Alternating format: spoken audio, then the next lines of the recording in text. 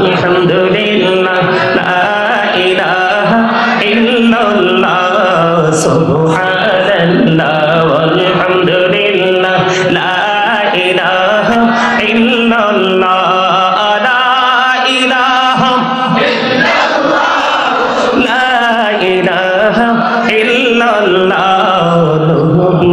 আমার নবীর ফুটল জগৎ করবে ও জালা নবী আমার নবীর ফুটল জগৎ করবে ও জালা রোজ হাসরে করবেন তিনি উম্মতের ফয়সালা সুবহানাল্লাহ আলহামদুলিল্লাহ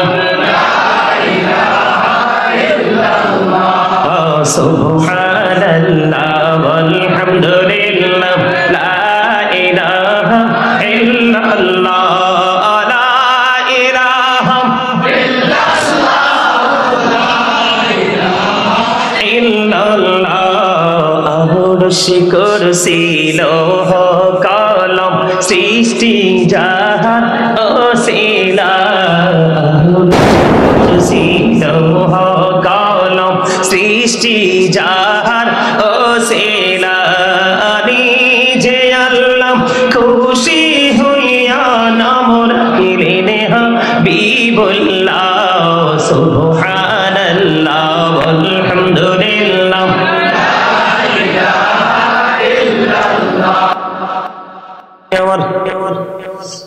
বলেছিলাম দুনিয়া এবং আখিরাতের নিয়ামত আপনি চান কি চান না? আমরা সবাই চাই কি চাই না? দুনিয়া আখিরাতের নিয়ামত যদি পেতে চাও ও বন্ধু একটা কাজ করতে হবে, একবার ইনশিওর করে বলছি। আল্লাহ রাব্বুল আলামিন জানিয়ে দিয়েছেন আল্লাযীনা আমানু, কথা খেয়াল করবেন, আল্লাযীনা আমানু যারা ঈমান এনেছে, ওয়াকানু ইয়াত্তাকুন এবং তাকওয়া অবলম্বন করেছে, লাহুমুল বুশরা তাদের জন্য সুসংবাদ, ফিল হায়াতিদ দুনিয়া দুনিয়ার জীবনে, ও ফিল আখিরা এবং পরকালের জীবনে। জোরে জোরে সুবহানাল্লাহ। এখন আপনি যে ঈমান আনবেন, যদি ডাক্তার হতে হয় ডাক্তার থেকে টিচিং নিতে হবে, মেডিকেল কলেজের ছাত্রকে ভর্তি করাতে হবে, যদি টিচার বানাতে হয় আপনাকে টিচিং প্রফেশনে দিতে হবে। এমনি করে করে প্রত্যেকটা সেক্টরকে আপনি আপনার ছেলেকে যে বানাবেন সেটার জন্য আপনাকে একটা রাস্তা খুঁজে বের করতে হবে।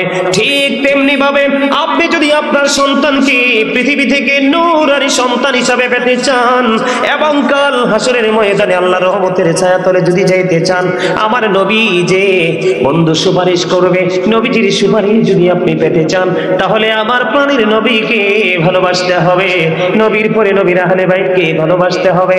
এমনি করে যুগে যুগে যুগে যুগে ক্রমে ক্রমে আজকে পর্যন্ত ইসলাম যাদের দ্বারা আপনার আমার কাছে এসেছে তাদের সংস্পর্শে থাকতে হবে, তাহলে আপনার জীবনকে ধন্য করা সম্ভব, আপনার সন্তানকে মানুষ করা সম্ভব।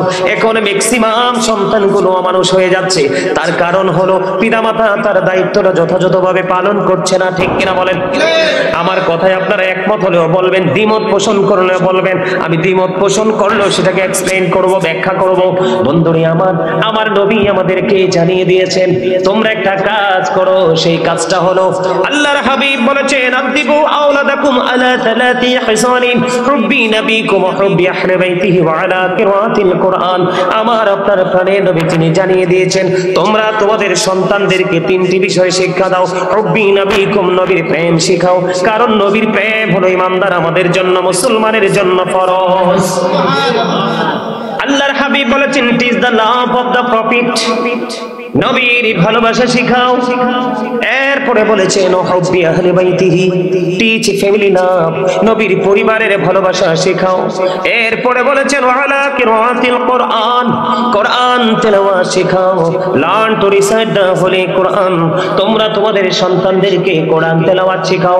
খেয়াল করবেন আমার কথা কি বোঝেন আপনারা? আর জোরে বলেন। সবাই মন দিচ্ছেন, নজর দিচ্ছেন? আল্লাহর হাবিব বলেছেন পাঁচ কাজ হচ্ছে তোমরা তোমাদের সন্তানদেরকে প্রথমে নবীর প্রেম শেখাও, কারণ নবীর প্রেম হলো ঈমান। নবীর প্রেম যার সিনায় নাই তার ঈমান নাই, যার ঈমান নাই আপনার ফাউন্ডেশন যদি ঠিক না থাকে কখনোই আপনি ফিলার দিতে পারবেন না। সাত তো টিকানো থাক দূরের কথা, দেওয়াই তো সম্ভব না। কথা বলেন না কেন? এই জন্য রাসূলকে ভালোবাসা আপনার আমার জন্য ঈমান। রাসূল সম্পর্কে অনেক আলোচনা হয়েছে বন্ধু, কিন্তু আমি আজকে এই জন্য এই জায়গাটাতে একটা কারণে এসেছি। এখানে ম্যাক্সিমামই বন্ধু মধ্যবয়সী এবং বৃদ্ধ, বাবা সবাই আমার বড়, আমার ছোট যুবক একেবারেই সীমিত পরিসরে উপস্থিত হয়েছে। এই যুবকগুলোর কপাল 100% পোড়া কপাল। আমি একটা জায়গা নিয়ে একটু আলোচনা করব বন্ধু। আজকে যে তোমরা এই ইহুদি নাসারাদের সংস্কৃতিকে লালন করছো, প্রতিদিন সেটা নিয়ে রিহার্সাল করছো, সেটা নিয়ে প্রতিদিন তোমরা স্টাডি করছো, তোমরা তোমাদের ফিউচারকে অন্ধকারাচ্ছন্ন করে দিচ্ছ। আল্লাহর হাবিব বলেছেন হুব্বি আহলে বাইতিহি, নবীর পরিবারের ভালোবাসা শিখাও। নবীর পরিবারের ভালোবাসা শিখাইতে এই কারণে বলেছেন, নবীর পরিবারের মধ্যে আমি সর্বপ্রথম যদি ধরি মা খাতুনে জান্নাত ফাতেমা। আমার কথা আপনারা গভীর মন দিয়ে শোনেন। আমার রাসূল বলেছেন ফাতেমাতু সাইয়্যিদাতু নিসাই আহলিল জান্নাহ। আমার নবী, আপনার নবী, দু জাহানের বাদশা নবী, তিনি জানিয়ে দিয়েছেন ও বড়রা কাঞ্চনপুরের আমার মা, আমার বাবা, আমার হৃদয় করে শোনো, আমার মা বোনদের কি বলছি, হৃদয়ের জানালা তোমরা খুলে শোনো, শোনো, শোনো গো। আমার রাসূল জানিয়ে দিয়েছেন ফাতেমাতু সাইয়্যিদাতু নিসাই আহলিল জান্নাহ। আমার রাসূল বলেছেন mother Fatema is the leader of females in জান্নাহ। আমার নবী বলেছেন ও পৃথিবীর মুমিনারা, ও নারীরা, তোমরা টেনশন করো না, তোমাদের জান্নাতের সরদারিনী হবে আমার কলিজার টুকরা, যাকে আমার নবী ভালোবেসে উম্মে হাবিবা বলে ডাকতেন। আমার নবী মা খাতুনে জান্নাতকে দেখতে দেরি, তিনি দাঁড়াতে দেরি করতেন না, এত বেশি ভালোবাসতেন। তিনি হলেন সকল মুমিনা নারীদের জান্নাতি সরদারিনী। ওনাকে ভালোবাসা আপনার আমার সবার জন্য ফরজ। সুবহানাল্লাহ বলেন। মা ফাতেমার বিয়ে হয়েছে কার সাথে আপনারা জানেননি?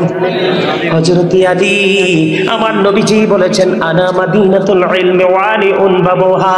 এরে বড়রা কাঞ্চনপুরের যুবক, হৃদয়ের জানালা খুলে তোমরা সবাই শোনো। আমার নবী জানিয়ে দিয়েছেন I am a city of education. I am a city of education. The gate of that city is Ali. আমার নবীজি জানিয়ে দিয়েছেন আমি হলাম শিক্ষার শহর, আর সেই শহরের দরজা হলো আমার আলী। জোরে জোরে বলেন না সুবহানাল্লাহ। আর জোরে, আর জোরে, আর জোরে। মায়ের শরীর ঠিক থাকে না, নষ্ট হয়ে যায়, ভেঙে হয়ে যায়, ভেঙে যায়, জোরে জোরে বলেন না নাউজুবিল্লাহ।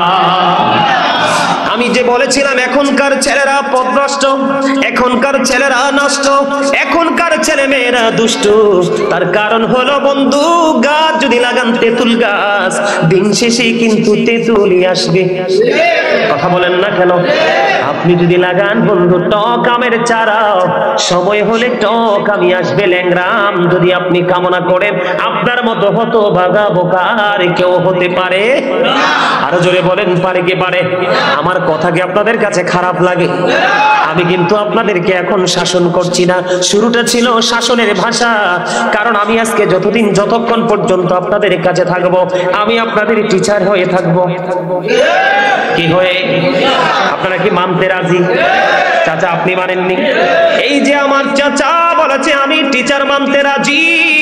ও বন্ধু, টিচার যদি মানতে পারো, তুমি যদি মনে করো আমি আজকে স্টুডেন্ট কিছু সময়ের জন্য, তাহলে তুমি এসেছিলে নগণ্য হয়ে, এখান থেকে বের হবে তুমি ধন্য হয়ে।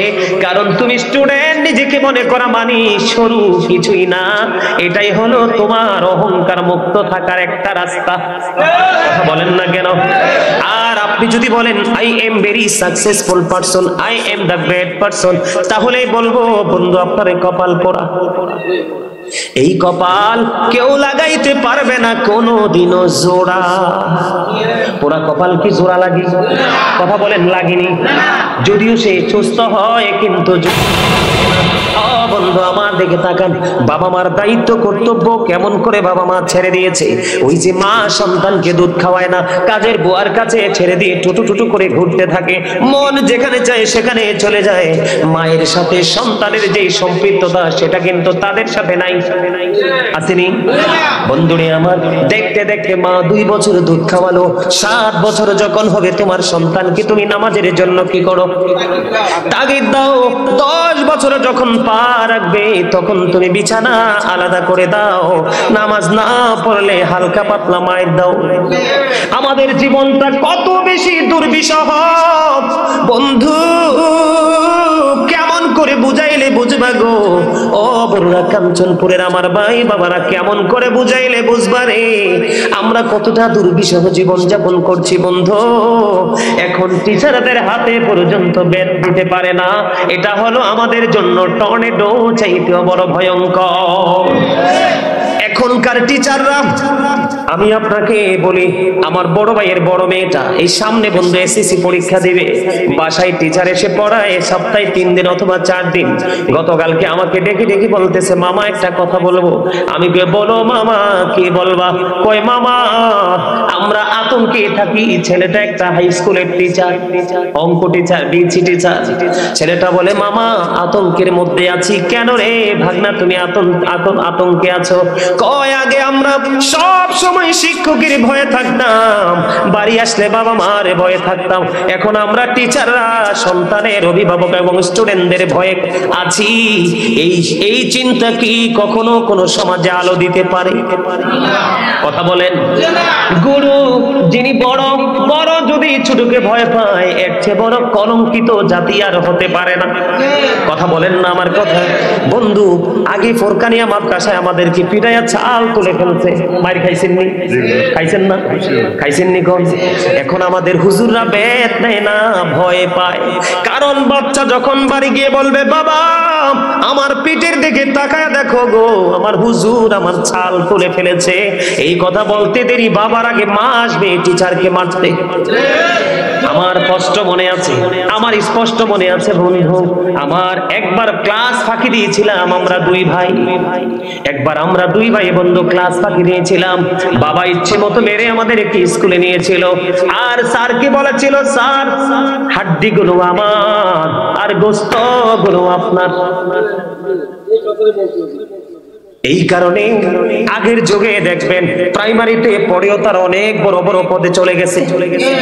এখন এত অত্যাধুনিক ডিজিটাল বন্ধু ব্যবস্থাপনা, এত অত্যাধুনিক শিক্ষা ব্যবস্থা, কিন্তু আপনারা চাইয়া দেখেন কয়টা ছেলে মানুষ হয়ে একটু মাথা উঁচু করলেই বিদেশে পাড়ি দেয় বিমানে করে। কথা বলেন না কেন? মেধার বিকাশ করার কোনো সুযোগ হয় না, কারণ মেধার বিকাশ যেখান থেকে আসবে সেই জায়গাটাকে বন্ধু নষ্ট করে দিয়েছি আমরা। মানুষ গড়ার কারিগর যারা, তারা সর্বক্ষণ আতঙ্কিত হয়ে আছে, সেই দিকে আমি যেতে চাই না বন্ধু। 7 বছরে পা রাখবে আপনি তাকে নামাজের জন্য তাগিদ দিবেন। 10 বছরে যখন পা রাখবে আপনি তাকে নামাজ না পড়লে হালকা পাতলা করে মায়ের দিবেন এবং বিছানাটা আলাদা করে দিবেন। এরপরে আপনার অন্যরকম ট্রেনিং শুরু হয়ে যাবে। ওই যে বলেছি, আপনারা দেখবেন গাড়ির পিছনে লেখে থাকে আপনার সন্তানকে নামাজ শিক্ষা দেন, আপনার সন্তানকে কোরআন তেলাওয়াত শিক্ষা দেন। এই পর্যন্ত সারা বাংলাদেশ সফর করে ফেলেছি এবং পৃথিবীর বড় বড় কয়েকটা বাহিরের দেশ বন্ধু আমি ওদম গুনাহগার সফর করে এসেছি।